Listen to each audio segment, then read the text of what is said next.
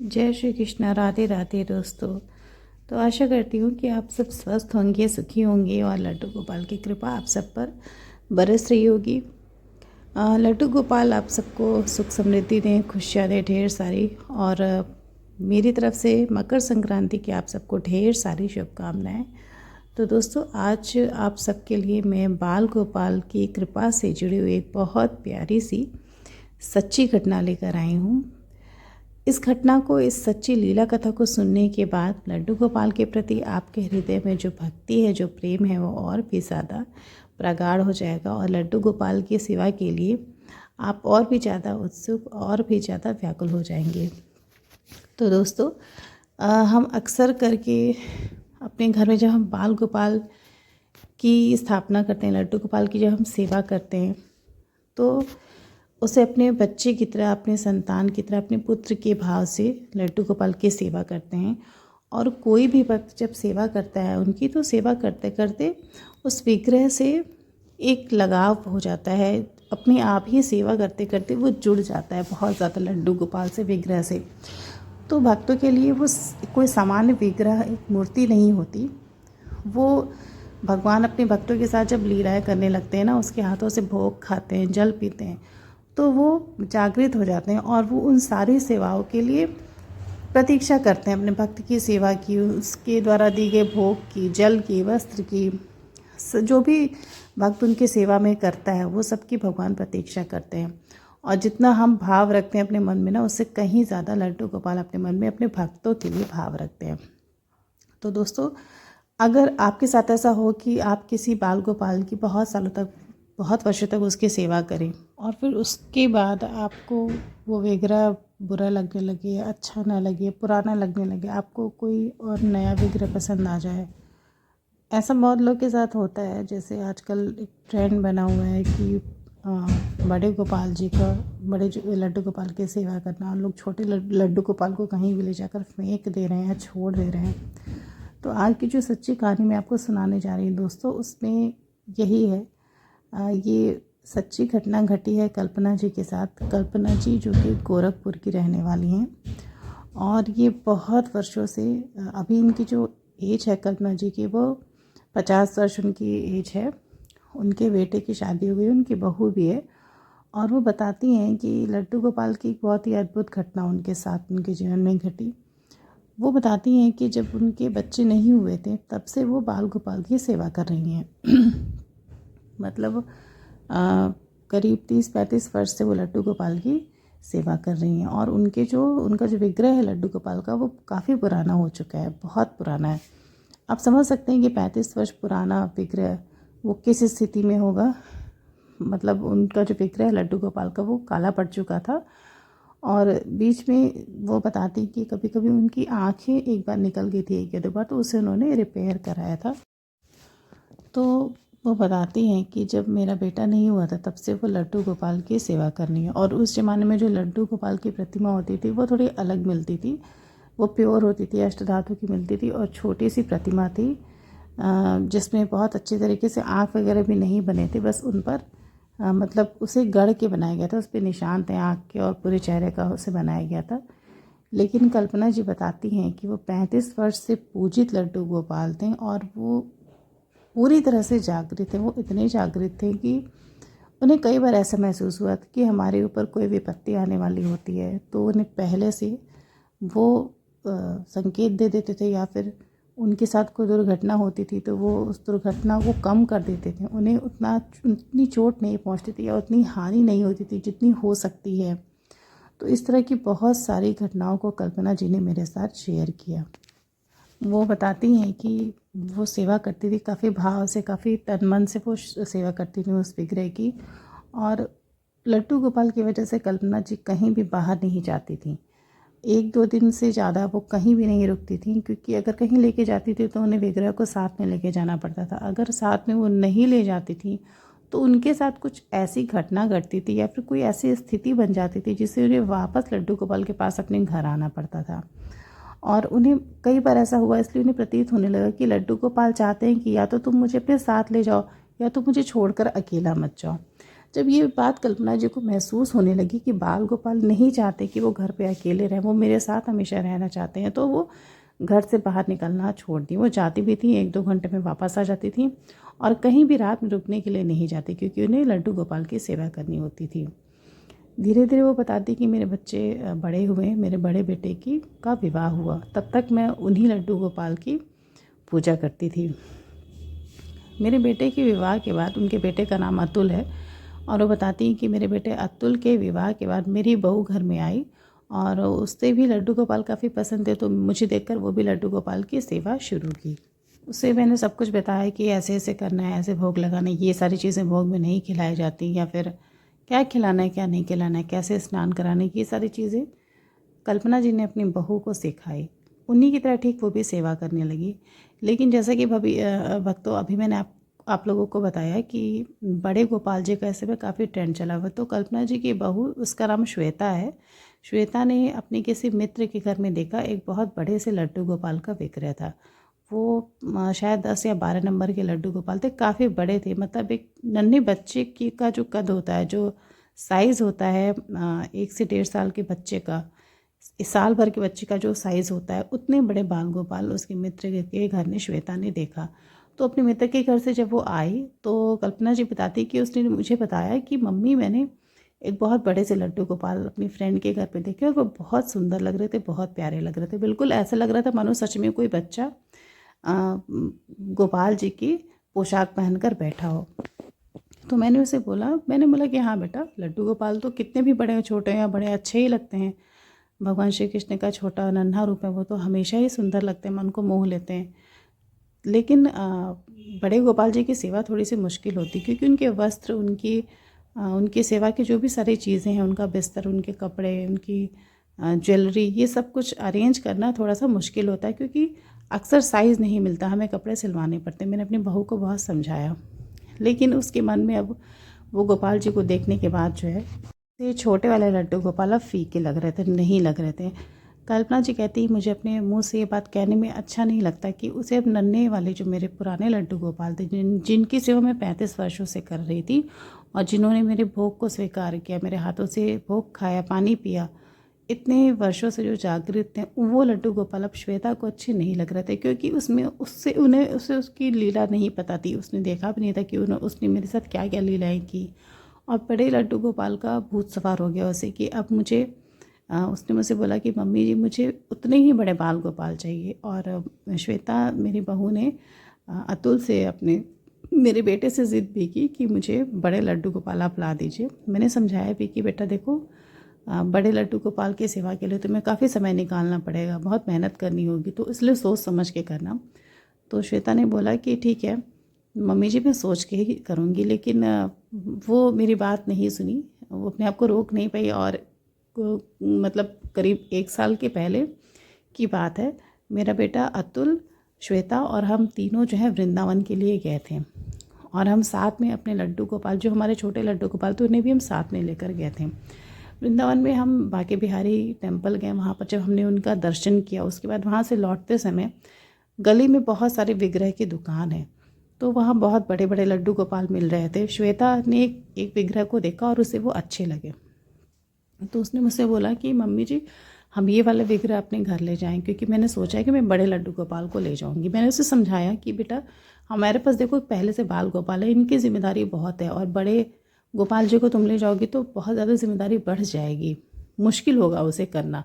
और वैसे भी भगवान तो एक ही, चाहे छोटे हो या बड़े हो, एक हो या 4 हो, सेवा तो तुम्हें करनी, वो तो भगवान ही है, बदलने वाले नहीं हैं। तो श्वेता ने मेरी बात नहीं मानी और उसने बड़े लड्डू गोपाल का विग्रह खरीद लिया। तभी हम वहाँ से जो है एक दूसरे मंदिर में गए, राधा रमण मंदिर में हमने दर्शन किया। वहाँ बहुत भीड़ थी, तो वहाँ पे एक महिला हमें मिली और उसने पूछा कि आपके पास 2 गोपाल जी हैं? तो कल्पना जी बताती कि मैंने बताया कि हाँ 2 है, एक पहले अभी ख़रीदा। तो उस महिला ने हमें समझाया कि देखिए 2 मूर्तियों की तो एक घर में पूजा नहीं होती है, और ये आप बहुत ही गलत कर रहे हो। कल्पना जी कहती हैं कि पता नहीं क्यों लोग ऐसी बातें भगवान के बारे में सोचते हैं और गलत मैसेज देते हैं, लोगों को गलत बात समझाते हैं। उस महिला ने कल्पना जी से बताया कि आप बहुत बड़ा गलत काम कर रही हैं, आपके घर में अनिष्ट हो जाएगा, और अगर जब नए लड्डू गोपाल की मूर्ति लाते हैं तो पुराने लड्डू गोपाल को हटा देते हैं घर से, उनका विसर्जन कर देते हैं। मैंने उस महिला ने कल्पना जी से कुछ ऐसा ही बोला, तो कल्पना जी ने समझाया कि नहीं, ये तो मेरे बहुत पुराने लड्डू गोपाल है, सेवित हैं, कई वर्षों से सेवित है, ये जागृत है, मैं इन्हें कैसे छोड़ सकती हूँ। तो उसने बोला तो अगर आपके पास ये थे तो आपने नए क्यों खरीदे, बड़े क्यों खरीदे। उस महिला ने श्वेता का इतना ज़्यादा मतलब ब्रेन वॉश किया कि श्वेता मेरे पुराने लड्डू गोपाल को विसर्जित करने के लिए तैयार हो गए। उसने मेरे से जिद करने लगी कि मम्मी जी आप पुराने लड्डू गोपाल को यमुना जी में विसर्जित कर दीजिए।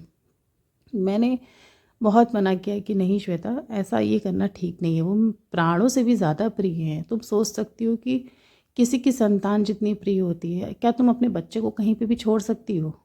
लवा तो ठीक वैसे ही ये मेरे प्राणों से भी बढ़ के, मेरे बच्चे से भी बढ़ के, और पैसे भी ये भगवान है, मैं इन्हें कहीं नहीं छोड़ सकती। लेकिन मेरी बहू श्वेता ने मुझे बहुत ज़िद किया, बहुत ज़िद किया। उसने मुझे गलत तरीके से समझाया कि हमारे घर में कोई अनिष्ट हो जाएगा, आप इन्हें मत ले चलिए घर पे। अंततः मेरी भी मति भ्रम हो गई थी और अपनी बहू के दबाव में आकर मैंने अपने पुराने 35 वर्ष से सेवित लाला को यमुना जी में प्रवाहित कर दिया। मुझसे बहुत बड़ी गलती हो गई और प्रवाहित करने के बाद मुझे ऐसा लगा कि जैसे मैंने अपने हाथों से बहुत बड़े पाप किए हों। वृंदावन में जाके मैंने इतना बड़ा अनिष्ट किया। मैंने ये कदम उठा तो लिया, लेकिन उसके बाद मुझे इतना पछतावा हो रहा था। मुझे ऐसा, मेरी इच्छा हो रही थी कि मैं अपना जीवन ख़त्म कर लूँ, मैं आत्महत्या कर लूँ। मैं बहुत रोई उन्हें विसर्जित करने के बाद। लेकिन मेरे बेटे ने मुझे समझाया कि माँ कोई बात नहीं, आपने कुछ गलत नहीं किया, आपने वही किया जो शास्त्रों में लिखा है। और किसी भी शास्त्र में जहाँ पे मतलब लड्डू गोपाल की सेवा के बारे में वर्णन है, आप पढ़ लीजिएगा कि पुराने लालों को विसर्जित किया जाता है। हमने वहाँ पे उस लड्डू गोपाल का विसर्जन करके और नए लड्डू गोपाल की प्रतिमा को लेकर हम वृंदावन से वापस गोरखपुर अपने घर आ गए। फिर वापस आने के बाद पूरा घर मुझे जैसे अपने पुराने लाला के ना होने की वजह से काटने को दौड़ा था। ऐसा लग रहा था जैसे मेरा घर बिल्कुल शमशान बन चुका हो, बिल्कुल वीरान। मुझे कुछ भी नहीं अच्छा लग रहा था। लेकिन अब मेरी बहू जो है वो बड़े लड्डू गोपाल लेके आई थी, तो उनकी सेवा की जिम्मेदारी बहुत बढ़ गई थी। तो हम दोनों जो है लड्डू गोपाल की सेवा में लग गए, जो हमारे नए लड्डू गोपाल थे। कुछ दिनों के बाद एक बहुत ही अच्छी घटना हुई हमारे घर में। कल्पना जी बताती हैं कि जो उनकी बहू थी श्वेता, वो गर्भवती हो गई और ये बहुत ही बड़ी बात थी। सभी बहुत खुश हुए उसके गर्भवती होने की वजह से। मेरी बहू श्वेता और मेरा बेटा अतुल, हम तीनों बहुत ज़्यादा प्रसन्न थे। फिर क्या था, लड्डू गोपाल की सेवा के साथ साथ हम आने वाले बच्चे की भी प्रतीक्षा करने लगे और श्वेता को बार बार ऐसी अनुभूति हो रही थी कि जो बच्चा होगा वो बिल्कुल हमारे बड़े लाला की तरह, यानी कि हमारे बड़े वाले लड्डू गोपाल के जैसा होगा। मेरे भी मन में बहुत खुशी थी। लेकिन एक दिन अचानक से जब मैं दिन में सोई हुई थी तो मेरे साथ एक बहुत ही अजीबोगरीब घटना होती है और उसके बाद मेरे रोंगटे खड़े हो गए। कल्पना जी बताती हैं कि एक दिन की बात है, वो अपना दिन का खाना खाकर अपने कमरे में लेटकर आराम कर रही थी। उनकी आंख लगी, उन्हें झपकी आई और उन्होंने एक बहुत ही भयानक और बहुत ही बुरा सपना देखा। कल्पना जी बताती हैं कि मैंने सपने में देखा कि मैं एक नदी के किनारे खड़ी हूँ और उस नदी से कोई छोटा सा बच्चा हाथ निकाल कर बहुत ज़ोर से चिल्ला रहा है कि मैया मैं डूब रहा हूँ, मुझे बचा लो, मेरे पास आओ, मुझे यहाँ से निकालो। और कल्पना जी बताती हैं कि मैं उस बच्चे को पकड़ने के लिए, बचाने के लिए नदी की तरफ, अंदर की तरफ उतरती हूँ, लेकिन वो बच्चा डूब जाता है। उसका हाथ कुछ देर के बाद दिखना बंद हो जाता है। उसके बाद मैं वहाँ पर पानी में उतर के बहुत रोती हूँ। तभी मैंने सपने में देखा कि मेरी बहू का गर्भपात हो गया है और उसे बहुत ज़्यादा स्राव हो रहा है रक्त स्राव हो रहा है। ये दृश्य सपने में देखकर मैं अचानक से चौंक कर बैठ गई। मुझे तुरंत मेरे अपने छोटे पुराने लाला की याद आ गई। मुझे समझ में आ गया कि मैंने उन्हें विसर्जन में छोड़ दिया, नदी में, यमुना नदी के घाट पर मैंने उन्हें छोड़ दिया, विसर्जित कर दिया। इसीलिए वो बार बार मेरे सपने में आ रहे हैं। और कल्पना जी को ये समझ में आ गया था कि उन्होंने पाप किया है, उन्हें ऐसा नहीं करना चाहिए था। ये स्वप्न ऐसा था कि वो अपनी बहू को भी नहीं बता पा रही थी, क्योंकि सपने में उन्होंने अपनी बहू का मिसकैरेज देख लिया था। वो बहुत ज़्यादा डर गई थी, हताश हो गई थी। कल्पना जी ने सोचा कि ये सपना मैं अपनी बहू को तो उसकी इस हालत में नहीं बता सकती, क्योंकि वो घबरा जाएगी और कहीं कोई प्रॉब्लम ना हो जाए। इसलिए कल्पना जी ने ये सपने के बारे में अपने बेटे को बताया, अतुल को बताया। उन्होंने अतुल को बताया कि बेटा, मैंने अपने लड्डू गोपाल का सपना देखा कि वो पानी में डूब रहे हैं और मुझे पुकार रहे हैं और मैंने श्वेता का मिसकैरेज भी देखा साथ में। मुझे बहुत डर लग रहा है कि कहीं कोई अनहोनी ना हो जाए, कहीं कोई दुर्घटना ना हो जाए हमारे साथ। मेरे बेटे अतुल ने, कल्पना जी का जो बेटा है अतुल, वो उन्हें बहुत समझाता है कि मम्मा आप परेशान मत होइए, कभी कभी ऐसे सपने आ जाते हैं, आपने इस बारे में सोचा होगा इसलिए आ गया होगा, घबराइए मत। कल्पना जी इस बात को भूलने लगी, इस सपने को भूल गई। लेकिन फिर 2-4 दिन के बाद फिर जब वो रात में सो रही थी तो उन्हें वही सपना दोबारा फिर से आया। और उस दिन उन्होंने सपने में उन्हें बहुत घबराहट हुई, उठकर बैठ गई। वो जब भी सो रही थी तो उन्हें वही दृश्य सपने में दिख रहा था। अगले दिन उनकी तबीयत थोड़ी सी गड़बड़ हो गई, उन्हें बहुत घबराहट हो रही थी और उन्होंने अपने बेटे से बोला कि अतुल मुझे बार बार वही सपना आ रहा है और मुझे ऐसा लग रहा है कि मुझे अपने लड्डू गोपाल को वापस लाना चाहिए वहाँ से, मुझे वृंदावन ले चलो अभी के अभी, और मैं वहाँ पर जाकर देखूँगी कि मेरे लड्डू गोपाल वहाँ पर हैं या फिर मैंने फिर उसके बाद अपनी बहू श्वेता को उसके मायके भेज दिया 2-3 दिन के लिए, क्योंकि हमें उसी समय वृंदावन निकलना था और उसे इस स्थिति में मैं ले नहीं जाना चाह रही थी। तो श्वेता अपने मायके चली गई और मैं अपने बेटे के साथ वृंदावन चली गई। कल्पना जी बताती हैं कि वृंदावन जाने के बाद उनके साथ एक ऐसी घटना हुई जिससे उनके पैरों के तले ज़मीन खिसक गई। उन्होंने कभी सोचा भी नहीं था कि किसी के भी जीवन में ऐसा हो सकता है। आप भी जब इस बात को सुनेंगे तो आपको भरोसा नहीं होगा। कल्पना जी बताती हैं कि वृंदावन पहुंचने के बाद उन्होंने अपने बेटे से कहा कि बेटा मुझे कहीं भी दर्शन नहीं करना है, सबसे पहले मुझे यमुना घाट पर ले चलो जहाँ पे मैंने अपने लड्डू गोपाल को विसर्जित किया था। पता नहीं क्यों मुझे ऐसा लग रहा है कि मेरे बाल गोपाल मुझे फिर से मिल जाएंगे, और अगर मैंने कभी सच्चे मन से उनकी भक्ति की होगी ना तो मुझे ज़रूर मिलेंगे, क्योंकि वो बार बार मुझे पुकार रहे हैं, मैया कह के वो मुझे बार बार बुला रहे हैं और मेरा कलेजा तड़प जा रहा है उन्हें वापस लाने के लिए। मेरा बेटा अतुल मेरी स्थिति को समझ रहा था, तो इसलिए हम सबसे पहले यमुना घाट पर गए और वहाँ जाने के बाद जो हुआ वह सुनकर आपके रोंगटे खड़े हो जाएंगे दोस्तों। कल्पना जी बताती हैं कि हम वहाँ पर घाट पर जब पहुँचे तो हमने देखा कि जहाँ पर हमने लड्डू गोपाल को विसर्जित किया था वहाँ पर एक छोटा सा एक पीपल का पेड़ उग गया था, जो कि छोटा था, बहुत बड़ा नहीं था। तो एक बार हम देखकर थोड़ा सा वो भी हो गए कि ये वही स्थान है या फिर कोई और स्थान है। पीपल का पेड़ वहाँ पर था तो हम वहाँ पहुँच के सोचे कि यहाँ पर पेड़ तो नहीं था, हम वहाँ से वापस आ। लेकिन तभी मेरे बेटे की नज़र पड़ी जहाँ पर मेरे पुराने लड्डू गोपाल के आभूषण गिरे थे और उनका वस्त्र वहाँ पर गिरा हुआ था। अतुल ने बोला कि माँ देखो ये हमारे लड्डू गोपाल के ये वस्त्र लग रहे हैं। तो मेरी भी नज़र पड़ी, मैंने देखा, मैंने तुरंत अपने बाल गोपाल के वस्त्र को पहचान लिया और हमें समझ में आया कि मेरे लड्डू गोपाल यहीं कहीं हैं। फिर हमने रेत में उन्हें ढूंढना शुरू किया और आप विश्वास नहीं करेंगे, मेरे लड्डू गोपाल वहीं मुझे रेत में दबे हुए मिले, यमुना के किनारे। मैंने अपने दोनों हाथों से मिट्टी में से अपने बाल गोपाल को बाहर निकाला और उन्हें पकड़कर मैंने उनसे बहुत क्षमा मांगी। मैं बहुत रोई उनके आगे। मैंने उनसे बोला कि प्रभु मेरी मति मर गई थी, मैंने आपके साथ इतना कुकर्म किया, इतनी पीड़ा दी आपको, और आप इतने उदार हो कि आपने मुझे वापस बुलाया अपने लड्डू गोपाल के शरीर पे लगी मिट्टी को फिर से पोंछा, उन्हें यमुना में स्नान कराया। वहाँ से वो उन्हें अपनी गोद में ले गई, उनके लिए नए वस्त्र खरीदे, उन्हें धराए, नए वस्त्र पहनाए और फिर बाकी बिहारी मंदिर के दर्शन किए और वापस गोरखपुर अपने घर आ गई। कल्पना जी बताती हैं कि मुझे ऐसा लग रहा था जैसे मैंने अपने कितने सारे पाप धो लिए, मैं कितने बड़े पाप से, कितने बड़े कुकर्म से बच गई और मेरे प्रभु ने ही मुझे इतने बड़े कुकर्म से, पाप करने से मुझे बचा लिया। कल्पना जी अपने लड्डू गोपाल को वापस लाने के बाद अपने घर पे वैसे ही स्थापित किया जैसे वो पहले थे, वैसे ही उनकी सेवा शुरू की और उन्होंने अपनी बहू श्वेता को भी वापस बुलाया, बताया कि हमारे पुराने लड्डू गोपाल हमारे पास खुद चलकर वापस आ गए। श्वेता को भी उनकी लीला पर भरोसा हो गया और अपनी गलती का बहुत पछतावा हुआ। श्वेता ने मुझसे बहुत माफ़ी मांगी कि मम्मी मेरी गलत सलाह की वजह से आपको ये सब झेलना पड़ा, मुझे क्षमा कर दीजिए। लेकिन गलतियां तो सबसे हो जाती, उसे अपनी गलती का पछतावा हुआ। जब ये सब हुआ तो मेरी बहू का 5वां महीना चल रहा था और 4 महीने के बाद उससे एक बहुत ही प्यारा सुंदर सा स्वस्थ पुत्र हुआ। श्वेता बोलने भी लगी कि ये बिल्कुल हमारे छोटे लाला की तरह इनका चेहरा है और मम्मी ये सब आपकी भक्ति का ही फल है कि हमारे पास स्वयं लड्डू गोपाल इस बच्चे के रूप में आए।